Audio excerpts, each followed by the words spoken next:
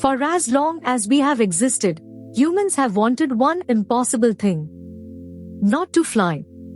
Not to reach the stars. Something stranger. We wanted to build a mind of our own making, something that could think, and reason, and wonder, like us. This is not really a story about technology. It is a story about a single question that would not let humanity sleep for almost 200 years. A question we answered over and over. And every time we answered it, the question only grew louder. Before we begin, look at the whole journey at once. It starts with a dream in the 1830s and climbs, step by step, through a war, through to long winters, through machines that learn to see, to play, and finally to speak, all the way to the AI on your screen today. Every step was born from the failure of the one before it. Let's walk up those steps together, one at a time. Chapter 1. It begins with a promise, and with the very first person brave enough to say that promise could never come true.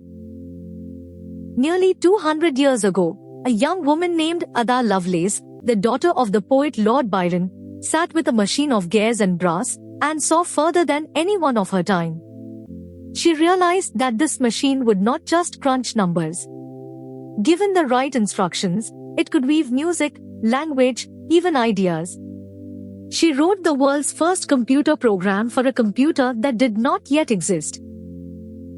The machine she described was Charles Babbage's analytical engine. On paper, it was the first true computer, a full century before electricity would make such a thing real. The pieces of a thinking machine were already being imagined. But then Ada added a warning that would haunt this entire story. The machine, she said, has no pretensions to originate anything. It can only ever do what we already know how to tell it to do. It can follow. It can never truly surprise us. And there it is. The very first take, the doubt that everything else in this story grows from. If a machine can only ever obey our instructions, then how could it possibly, one day, think for itself?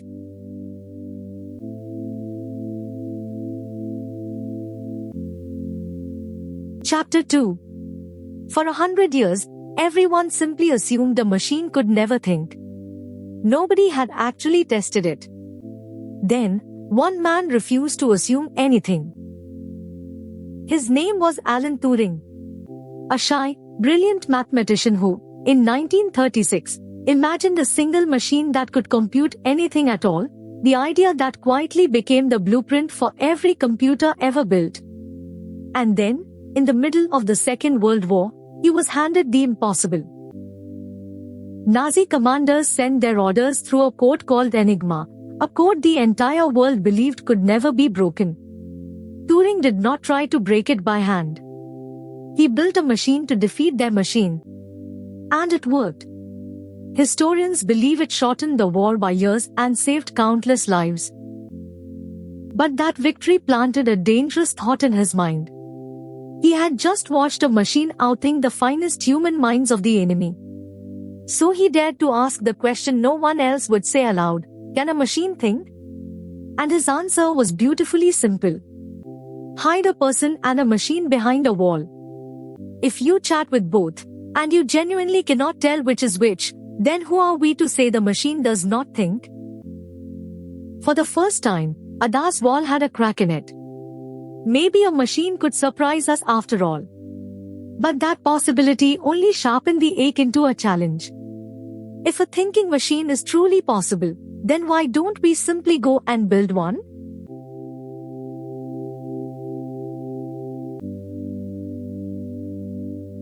Chapter 3. A group of brilliant young scientists were about to answer that question. Loudly.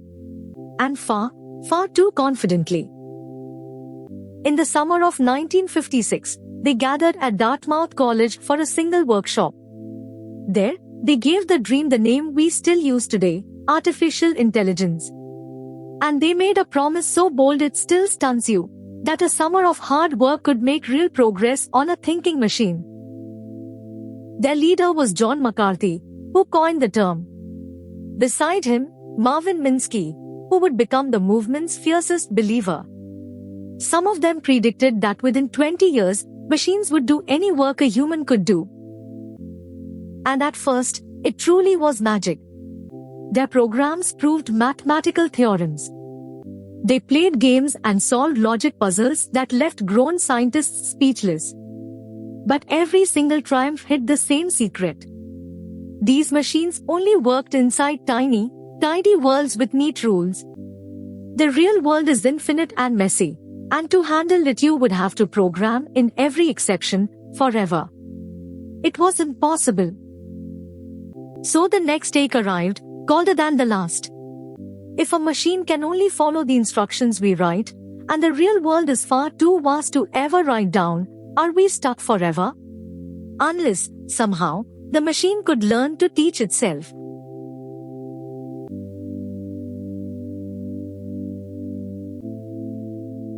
Chapter 4. And the answer, when it came, felt like a miracle. A machine that did not need to be told the rules, because it could learn them on its own. In 1958, a psychologist named Frank Rosenblatt built something that had never existed before. You did not program it. You simply showed it examples, over and over, and it quietly adjusted itself until it got the answer right. He called it the perceptron, the very first ancestor of every neural network alive today. The idea was loosely inspired by the brain. Tiny artificial neurons, each weighing up signals and firing a decision. When it made a mistake, it nudged itself, a little more here, a little less there, until it learned. Nobody had told it how. It had figured it out by trial and error. The world lost its mind. Newspapers announced that machines would soon walk, talk, say, and be conscious of their own existence. But the promise had raced miles ahead of the truth. This learning machine was still a baby, and there were absurdly simple things it could not learn.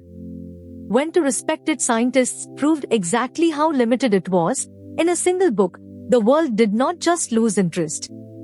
It turned its back completely. Which brings us to the darkest take of all. We had finally built a machine that could learn.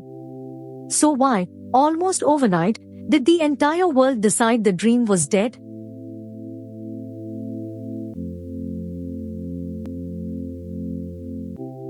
Chapter 5. What came next, they call the winter. And the name could not be more perfect. The money vanished, almost overnight. Governments and universities pulled their funding across two continents. Researchers abandoned the field, or quietly hid what they were working on to avoid the shame. For years, the dream of a thinking machine became something you simply did not say out loud in serious company. But a dream disowned does not die. It only changes shape. If a machine could not learn on its own, people reasoned, then let us just tell it everything an expert knows, as thousands of handwritten rules. And for a while, it worked. These expert systems diagnosed diseases and ran businesses. $1 billion industry bloomed, and a winter seemed to thaw. You can already feel what is coming. Because we were right back where we started.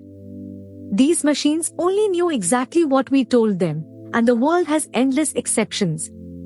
Every new case meant new rules, and new rules broke the old ones. They grew tangled, fragile, impossibly expensive. And a second winter fell, colder and darker than the first. Twice now, we had chased this dream. Twice, it had betrayed us. So the ache became almost unbearable. Was the whole thing just a fantasy? Should we, at last, simply give up? Most people did. But a stubborn few refused.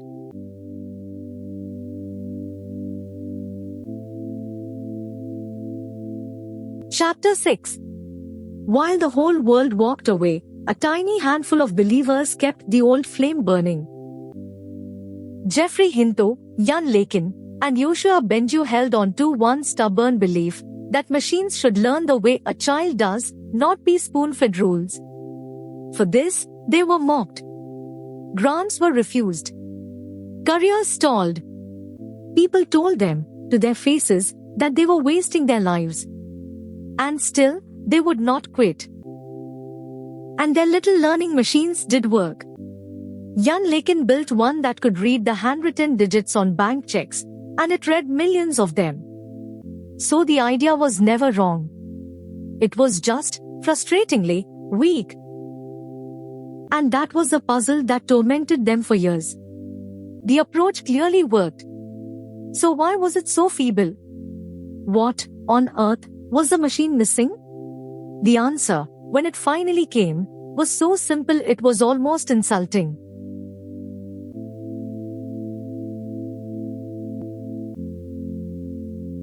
Chapter 7. The machine was never the problem. It wasn't stupid. It was starving. For 50 years, everyone had obsessed over making the machine cleverer. Then a researcher named F.I. Lee asked a question nobody else had thought to ask. Think about how a small child learns what a cat is. Not from one perfect definition, but from seeing thousands of cats, big ones, small ones, blurry ones, cats behind curtains, until one day it just clicks. So maybe the machines were never stupid. They had simply never been allowed to see the world. So she built them one, a library of millions of images, each one labeled by hand. Then, in 2012, she let the machines compete to understand them. And one machine, finally fed a feast of images, did not just do a little better. It leapt so far ahead of everything else that the scientists in the room actually gasped. The secret had never been a cleverer brain. All along, it had been hunger. Give a machine enough of the world to learn from, and it becomes astonishing. Overnight, the winters ended. Every giant technology company on Earth raced to hire the very people they had ignored for decades. But learning to see was only the beginning. If a machine can understand what it sees, then could it ever beat us at the things we are truly proud of? Could it outthink a human, not at chores, but at genius?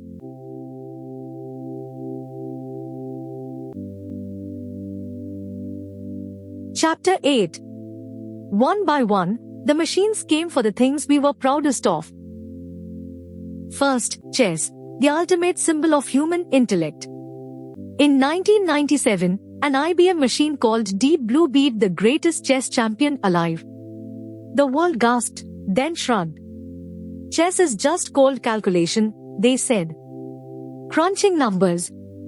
That is not real thinking. So the machines came for something you cannot brute force, a quiz show built on puns, riddles, and the slippery mess of human language.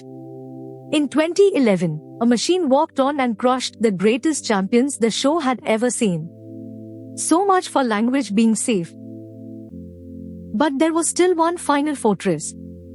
The ancient game of Go, so vast and so intuitive that masters spent entire lifetimes learning simply to feel it.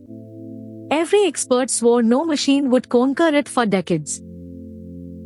Then, in 2016, against the champion Lee Sedol, the machine played a single move, Move 37, so strange and so beautiful that the experts first thought it was a glitch. It was not. It was a move no human in 3,000 years had ever imagined, and it was genius. In that instant, something shifted in all of us. This was no longer a machine that merely calculated. It could create. But it could still only create inside a game, a world with fixed rules and a clear goal. And life has no rulebook. Human language is infinite and chaotic and alive. So could a machine ever step out of the game entirely and simply talk to us?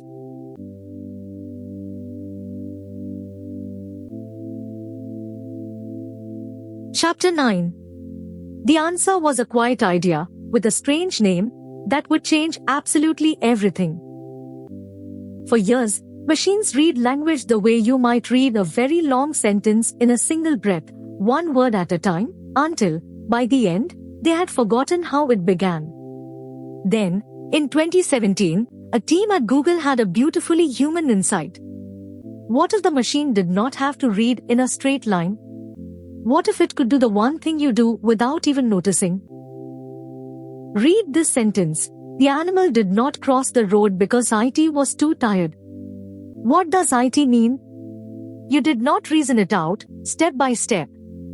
You instantly knew IT meant the animal. That effortless trick, paying attention to what matters, is what they finally taught the machine. They called the design the transformer. The engine was built. But an engine is nothing without fuel. So what do you feed a machine to make it wise?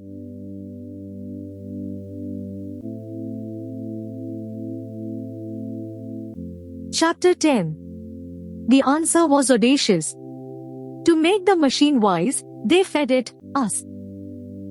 Nearly everything humanity has ever written, our books, our arguments, our poems, our questions, and one humble task, read all of it, and simply learned to guess the next word. It sounds far too simple to matter. But to guess the next word well, across everything ever written, a machine has to quietly absorb our grammar, our facts, our reasoning, our humor, even our common sense. And then someone asked the reckless question, what if we just make it enormous? Many said it was a waste, that you cannot reach real intelligence by making a machine bigger. They were wrong. As the machines grew, they began doing things nobody had taught them, translating, writing code, explaining jokes, abilities appearing out of nowhere. Even their own creators were unnerved by what they had woken up. Then, in November 2022, they wrapped one of these machines in a simple chat box and handed it to the world. They called it ChatGPT. They expected mild curiosity. Instead, 100 million people rushed to it in 2 months, the fastest the world has ever embraced anything. Overnight, every one of us could talk to a machine, and it talked back. Turing's impossible dream, the thing Ada swore could never happen, was suddenly sitting in your pocket. And in that moment, the century-old question flipped completely inside out. The machine can now think, and talk, and create. So the new question is far more frightening. What happens to us?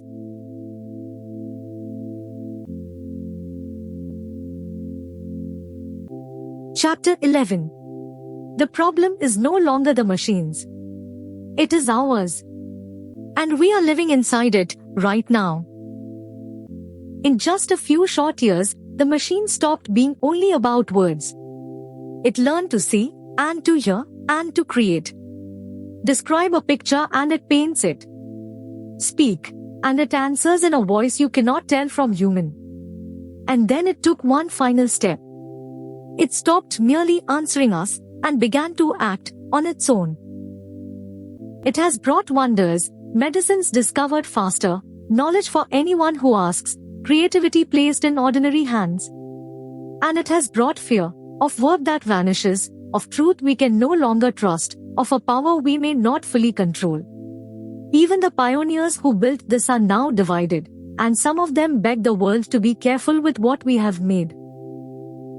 And so, after Ada's doubt and Turing's question, after 2 long winters and the games we lost, we arrive right back where we began, at the question. Machines now write, and reason, and surprise us every single day.